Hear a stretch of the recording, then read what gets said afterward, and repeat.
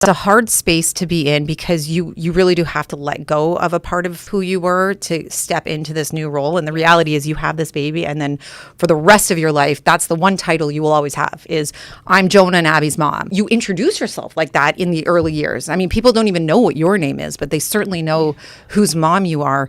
And I think that for a lot of professional women especially, and I watched my sister really go through this. So I didn't go to graduate school. My father passed actually weeks before I was supposed to start, and I just ended up in the family business. So I wasn't tied to my career per se, but I did watch my sister struggle with the fact that after 4 years of law school, working in a big law firm, it was hard. It was a hard thing to figure out how to let go of some of that because there was a lot that went into that, and it was very much a part of who she was.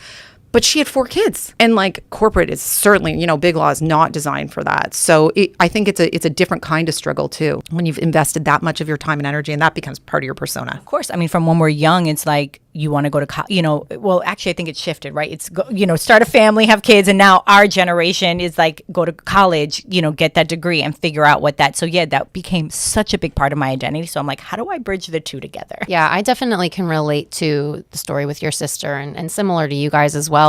But in the sense that I've always been an entrepreneur. I've worked in global marketing agencies, but there was 10 different accounts that I would work for. Or then when I moved back here from Australia, I was working technically as a 1099 freelancer for a marketing agency at the same time running my yoga business, starting the retreats, doing the coaching.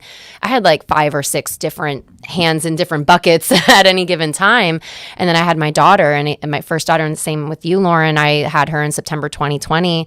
And it was just one of those things where it got to October 2021, landed myself in the hospital from burnout, from just trying to run too many different things, run the household. While my husband is so hands-on, like he'll clean anything up, he'll change the diaper, he'll cook the dinner. It's still, there's a lot of the burden that relies on you. And I want to be that. I want to be that person. I'm not trying to run into this martyrdom or be the martyr in the family where I could just do it all. I want to be the head of the household. And so I was also training for a triathlon. Like there was a lot going on. I remember sitting in this hospital bed, like they're like, there's nothing wrong with you. I'm like, but there is. And I got an email from a real estate agent, a commercial real estate agent. I also wanted to open up a yoga studio at that same time. And she was like, you know what? This space, there's someone that just put an offer on the table for this space. Like you have to answer now, like while I was in the hospital. And I was like, I can't do it all. And I come back to this all the time. Like we're told that we can have it all. We're not really understanding, I think, as moms, like, do we even want it all? Or do we want it all right now? Like we can have it all, but we might not be able to have it all right at the same exact time. Like choosing the things that are important to us at different seasons of life. And that doesn't mean that you can't still have something on, have something on the side, or maybe just take a little bit of a step back from your business and let your business partner handle it, or let your community just kind of know you're there, but you're taking a little bit of a step back so that you can be there for those early years, or whatever that looks like for you. I think that was my big turning point of, okay, there's only so many things that can be like my all right now. And some of these things are going to have to fall off the back burner for a little bit. And that was okay. And so it's been a couple years journey of being like, all right, how do I like hand off some things or delegate some things, or just decide like this actually isn't in my trajectory right now. I think that's so poignant because I think a lot of times moms and women struggle, and the mommy burnout is so real because of that, because it just is what it is. Like I said, I think we're in a generation where husbands are doing much more than previous generations, but the mommy burnout, like mom, whether it's because we want to do it or, we feel like we have to, whatever that mindset shift is. But I think it's poignant to say that, to take a step back and say, for me and for my family and I, what works best. And then saying from there, what are the values we want to hold? What is that? And then building out from there. But to your point, it still goes back to the children are kind of that core center. And I do believe you can still go after your career. But then to your point, how do you outsource? How do you find ways? Because you don't have to be the one to maybe cook all the time. Or maybe you can cook, if cooking is something you want and you want to make your family meals, maybe it's meal prepping on Sunday, so where you're not cooking Monday, Tuesday, Tuesday, Wednesday. Like there has to be some give and take because we can't do it all at the same time. But I do think you can have the career and have certain things. It just may look differently than the thought that you had for what it should be. Something I wrestled with early on in terms of identity was that because I really think my mom might be the best human ever. Like that's how much I think she's awesome. And she set such an example that I was very conflicted by the path that I was kind of going down, in that there was a part of me that beat myself up that like I don't know if I felt I couldn't do both, but I didn't want to at that time. And that was something like it was hard to walk away from that. It was kind of hard to let it go. It was almost like, what does that say about me that I'm not going to do all of these things right now, you know? And I was working, but I wanted to be doing all the stuff. Like I wanted to do all of it. And it was a really hard time for me to kind of navigate that. It was surprising and overwhelming. And it was also really hard for me to feel confident. And I think part of that comes from a shift in our society where we've gone from this place where it was like women can have it all and do it all to we should. Like there was almost not like people were attaching a stigma to like stay at home motherhood. Yes. And so to me, it came down to like, it's about your choices. If you choose to stay home or you choose to go to work, that's really what we should be celebrating. I felt like I was living in a time where there was almost shame cast upon someone that made the choice to want to be home with their kids, at least for a period of time or whatever that looked like. And to me, that was a big disservice to women in general, because what we should be advocating for is doing what feels good for you and what's best for your family, whatever that looks like. Listen, I've met moms who like they are better moms because they ain't home all day. Like they are a better mom for that.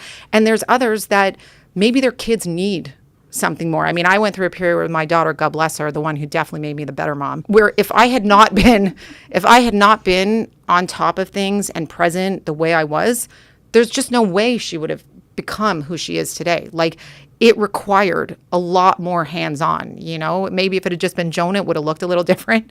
But I think that that's also something we all have to really consider. And there wasn't a good sense of community, which I said to you from like when we first met. I'm like, I had no village. I was very alone. At the time, having a kid at 25 is young. Mm-hmm. You know, I didn't have my friends were still living at home with their parents, you know, and like we'd put our son down and have a rager in the house kind of thing. Like was not normal. So it was very hard for me. And then the women I was becoming friends with were quite a bit older than me, usually a minimum of 5 years.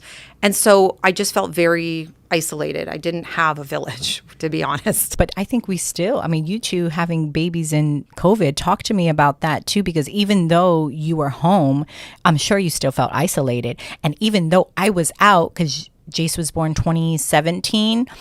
I still was isolated because I think as motherhood, we have like these blinders on and we come and go. We have to go for one thing. So looking back, I'm like, I didn't make any friends with the moms who were none of them even know about the Motherhood Village.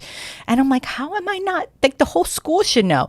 But we put our blinders on and we get like this. So I want to hear like, how was that for you guys during COVID? Because even though you were home and it's great, but I'm sure you still felt isolated. I feel like we kind of got the best end of it because in the newborn stage, at least for me, like, I mean, my second I was out within like a week, but my first, like, it took me a couple months to be like, who am I? What am I? What is this world?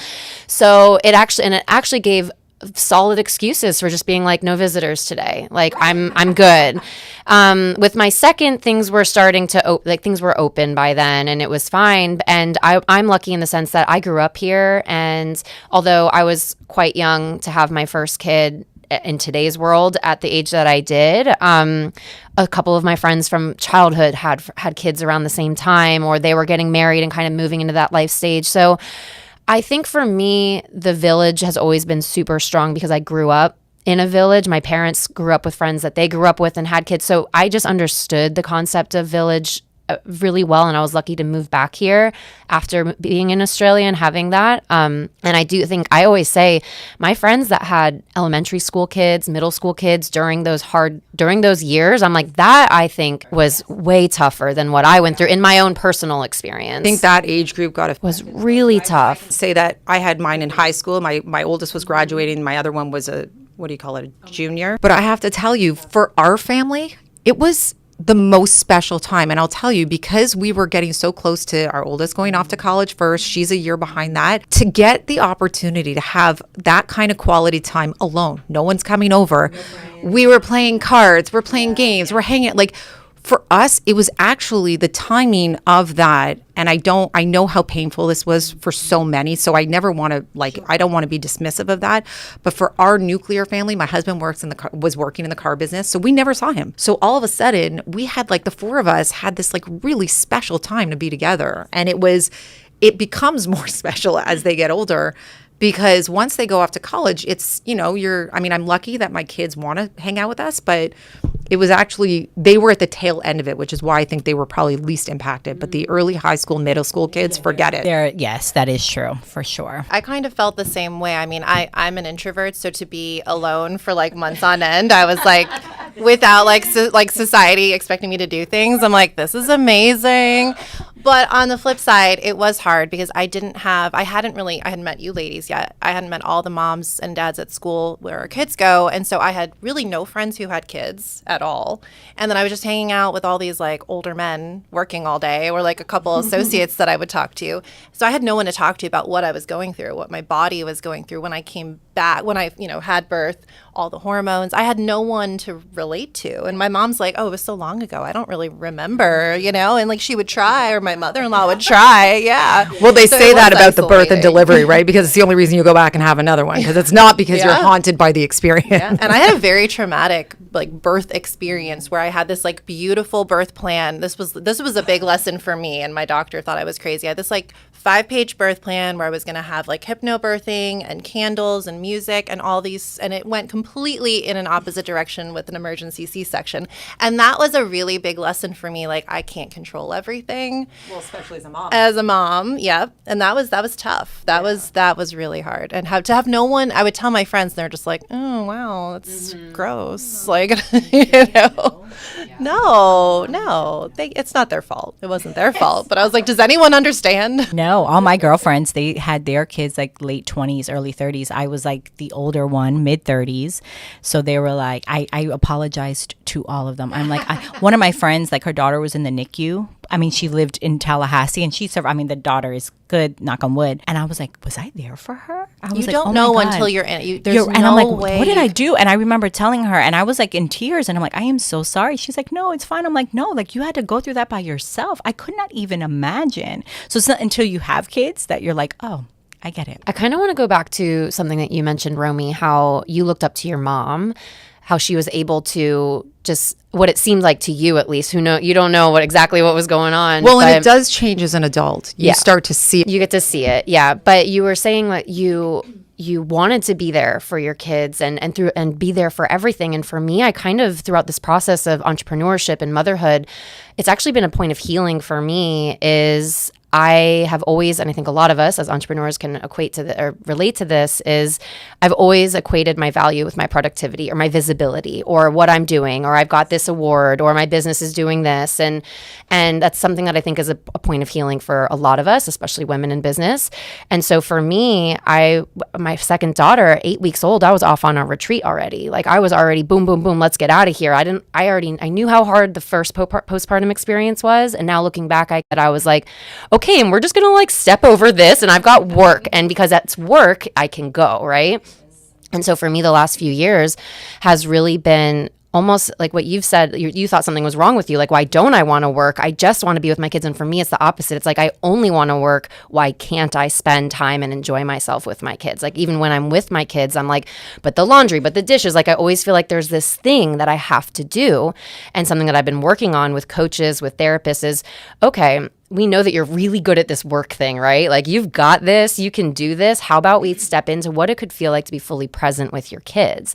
And that's been more of the challenge for me. And so I think it's interesting that there's no right or wrong. There's no way of being you can do both, you should do both. Or now I think there is a tide turning of people celebrating women taking pauses in their career to spend time with their kids. And I think it's something that we should look at it as more of a pause and less of a, oh, you're just stopping your career. We're taking these pauses for these personal development shifts. Really, for me, I've grown so much in the last 2 years by taking a step back from my business. And ironically, it's like the business is exploding right now without me having to be in it all day, every day.